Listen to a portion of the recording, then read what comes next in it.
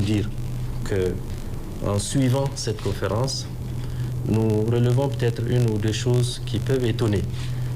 La première, c'est de dire qu'il y a eu refus de recevoir le ministre béninois en charge des mines qui est arrivé. Il a été bien reçu par son homologue et le chef de l'État que j'ai personnellement eu a donné instruction pour que le ministre de la Santé puisse recevoir le ministre pour qu'il puisse prendre le message. Le ministre de la Santé, c'est un membre du gouvernement. Il est membre du CNSP. Il est colonel-major. Et donc, il est digne de recevoir un message destiné au président. Si le jour-là, le chef de l'État, le général Tchani, n'était pas disponible, c'est parce qu'avec toutes les équipes de sécurité, ils étaient en train d'analyser la situation de l'attaque qu'il y a eu à Boni. Et on sait d'où viennent ceux qui sont venus provoquer les désordres et la désolation.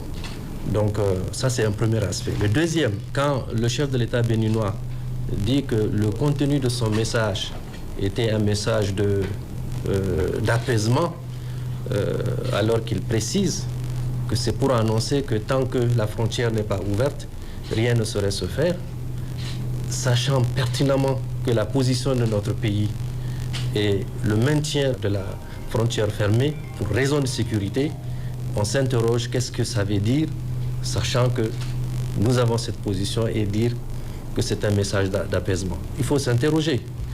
Le troisième et dernier élément, il n'a pas fait cas du renvoi par nos représentants du port. Nous avons des inspecteurs qui y étaient. La police béninoise a été chargée de les chasser. Ça, vous le savez. Est-ce que cela est normal?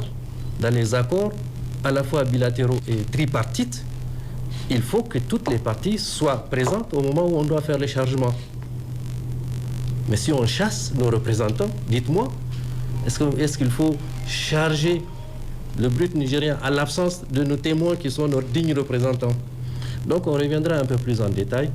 Nous continuons à dire que le Niger n'a aucune responsabilité dans ce qui arrive.